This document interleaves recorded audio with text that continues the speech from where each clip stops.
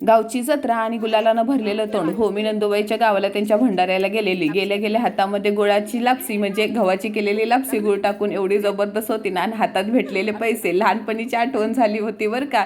चक्क लहानपणानंतर आज पैसे भेटले हातामध्ये. असे तर वेगळे खर्च केलेले आहेत, पण जत्रेच्या पैशाची वेगळीच गोष्ट. त्यांच्या घरात लक्ष वेधणारं म्हणजे त्यांच्या सासूबाईचा अलका कुबल सोबत असणारा फोटो.